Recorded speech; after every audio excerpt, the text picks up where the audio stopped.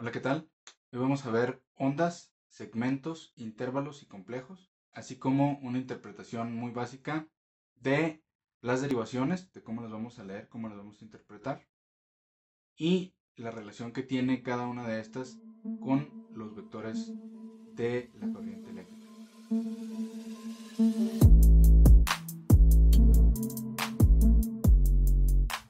Muy bien, vamos a entrar ya en tema de electrocardiograma.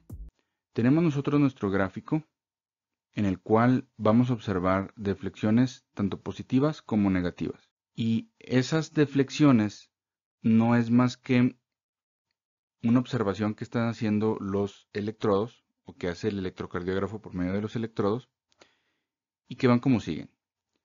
Tenemos ondas, como por ejemplo la onda P, la onda Q, la onda R, la onda S y la onda T, entre las cuales la P va a ser positiva, la Q es negativa, la R es positiva, S negativa, y por último la T es. ¿Qué son cada una de esas ondas? Bueno, la onda P va a corresponder con la despolarización auricular, es decir, una vez que llega el impulso eléctrico del nodo sinusal y se despolarizan las aurículas, el músculo de las aurículas.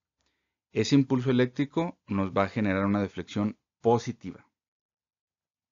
Luego sigue la onda Q, que va a tener una deflexión negativa, la onda R, la onda S y la onda T.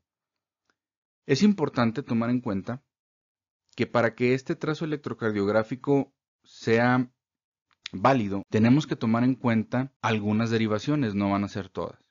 Como por ejemplo, D1, D2 van a ser un trazo electrocardiográfico muy semejante a esto que estamos viendo. No así, por ejemplo, ABR, en el cual prácticamente veríamos este trazo espejeado completamente, es decir, una P negativa, un QRS negativo predominantemente y una T negativa. También tenemos segmentos. Los segmentos no es otra cosa más que un segmento, un pedacito de ese trazo electrocardiográfico en el cual no va a haber una deflexión ni positiva ni negativa. Por ejemplo, los segmentos PR y el segmento ST. También tenemos intervalos como por ejemplo son el PR, el RR y el QT. Los intervalos van a ser una mezcla entre ondas y segmentos, ¿de acuerdo? Como por ejemplo el intervalo PR, el intervalo RR y el intervalo QT. Les estoy tomando en cuenta aquí subrayados o resaltados la onda P, que es una de las más importantes, porque nos va a hablar de si el ritmo que estamos viendo nosotros es sinusal o no. El segmento ST, que va a ser muy importante, por ejemplo en patologías como el Zika, el síndrome isquémico coronario agudo. El intervalo PR y el intervalo QT, que nos van a servir desde para un diagnóstico de Wolff-Parkinson-White hasta un síndrome de QT prolongado, un QT estrecho, que nos puede hablar incluso de una muerte súbita, ¿no? De un infarto agudo del miocardio de manera súbita. Y por último tenemos los complejos que es el QRS, que se van a estar tomando en cuenta para ver la despolarización ventricular. Nos va a hablar de la despolarización ventricular, así como la repolarización de las aurículas. Si ustedes se fijan, la onda P, ya habíamos comentado, que va a ser la despolarización auricular, y luego sigue el segmento PR, y luego el impulso llegaría al nodo auriculoventricular. En ese nodo AB comienza a darse la despolarización ventricular, pero sucede que al mismo tiempo se está dando la repolarización auricular, por lo que oculta completamente esa repolarización auricular. Y por último, la onda T representa la repolarización ventricular, es decir, aquí se despolarizan las aurículas y aquí se repolarizarían, pero no se alcanza a ver. ¿Por qué? Porque de aquí sigue la despolarización ventricular, que es mucho más fuerte.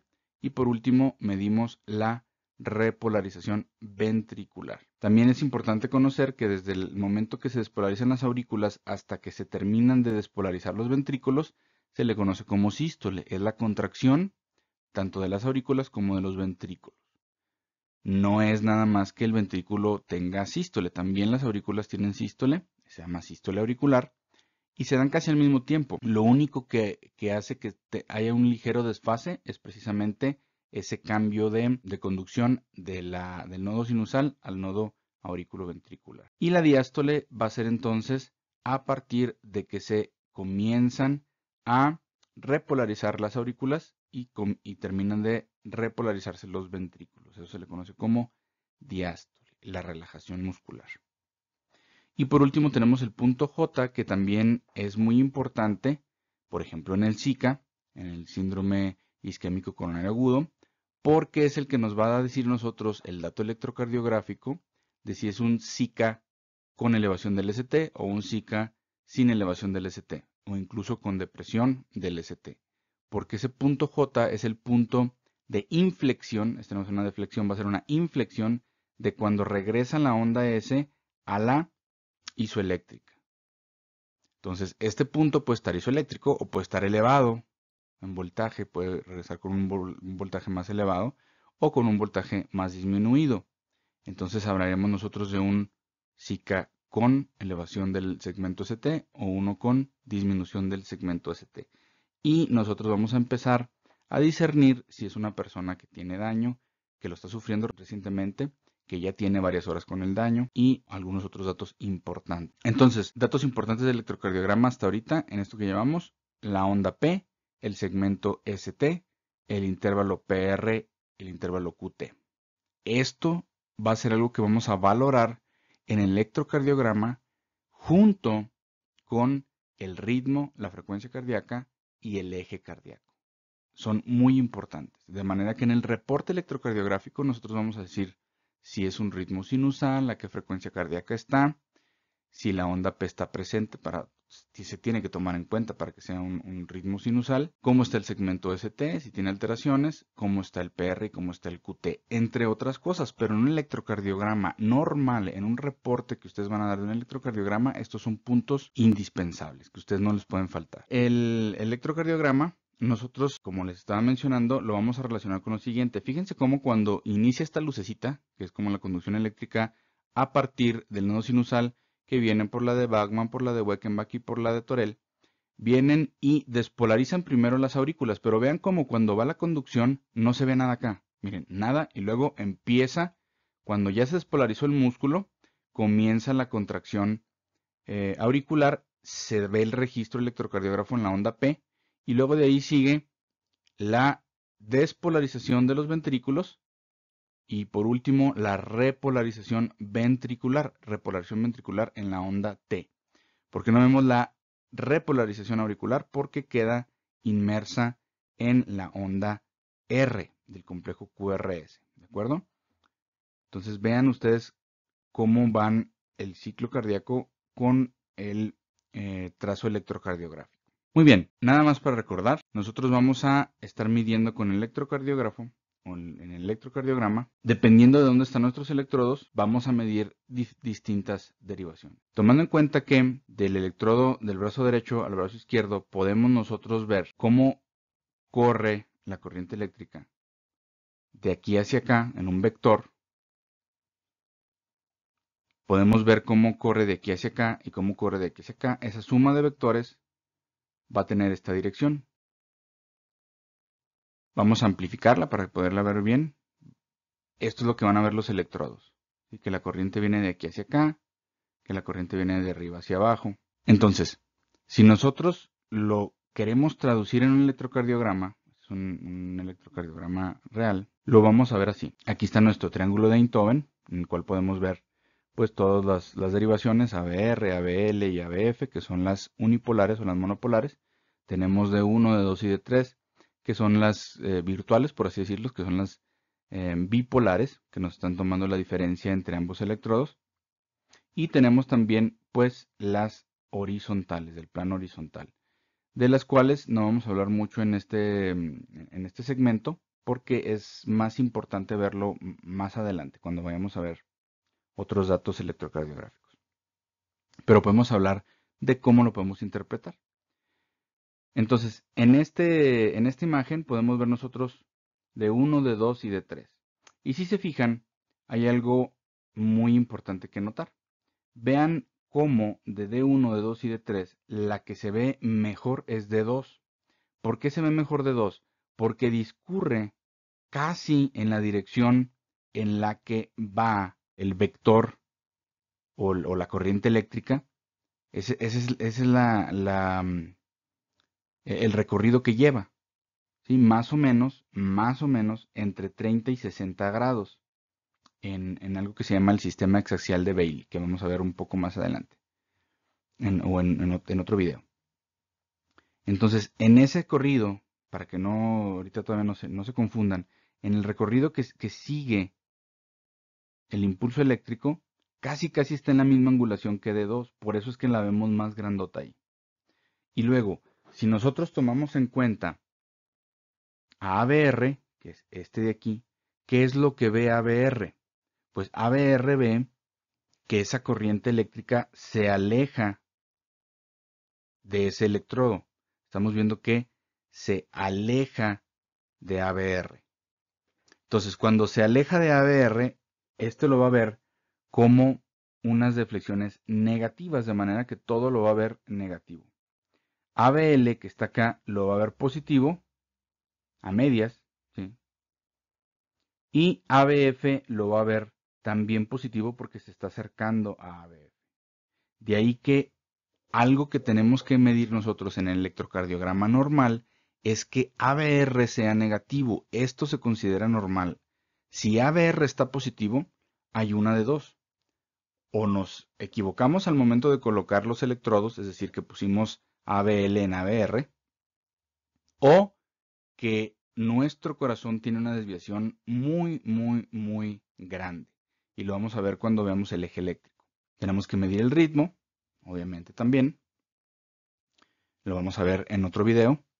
Y vean ustedes cómo en las demás derivaciones, como V1, también se ve un patrón un poquito extraño, ¿no? En vez de ver Q negativa, la vemos Q positiva y luego R lo vemos negativo. Y esto nos está dando un patrón muy parecido a lo que vería ABR. ¿Por qué? Porque vean ustedes que en la derivación número 1, ¿sí? Aquí, también va a haber primero que la carga eléctrica o la corriente eléctrica se está alejando de V1. Está viendo que se va. Entonces, esta carga va a ser completamente negativa en V1 y luego en V2 sigue siendo negativa y luego en D3 vean cómo se hace isodifásica, porque ya va a la mitad, estamos aquí. Este sí ve un pedacito que se acerca y luego un pedacito que se aleja. El pedacito que se acerca lo va a ver como positivo y el pedacito que se va lo va a ver como negativo. Y por último va a ver el último pedacito ya positivo. ¿Por qué? Porque ya le tocó ver ese pedacito que viene hacia él. Y vean cómo B4, B5 y B6 tienen los R's con una predominancia positiva importante. ¿Por qué? Porque desde su punto de vista, la corriente eléctrica se está acercando hacia ellos. Entonces, todos estos de acá lo van a ver como positivos.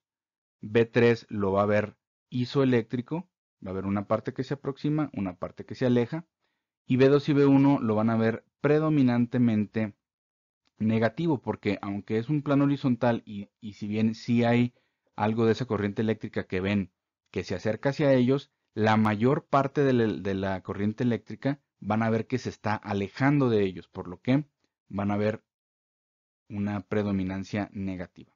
Y por último tenemos esta derivación de aquí, que es la D2, que se le conoce como dedos largos, precisamente porque la hacen que dure mucho más. Es una derivación que hace que dure mucho más. ¿Por qué? Porque es la más acercada a cómo va la corriente eléctrica en el corazón y nos brinda más información en cuanto a la frecuencia cardíaca, en cuanto a cómo está la P, y por eso es que se le toma mucho en cuenta, ¿de acuerdo? Aquí tenemos algunas otras cosas que podemos tomar en cuenta en el electrocardiograma, como la marca de calibración, que la vamos a ver en un video más adelante, en el cual estaremos hablando de las propiedades del papel electrocardiográfico, que son de suma importancia para la interpretación del electrocardiograma. Hasta aquí vamos a dejar el tema de qué es un electrocardiograma. Con esto espero que ya hayan entendido qué es lo que se registra en el electrocardiograma. tanto las deflexiones positivas como las negativas, que es lo que nos están indicando, para que en próximos videos podamos entenderlo en su totalidad.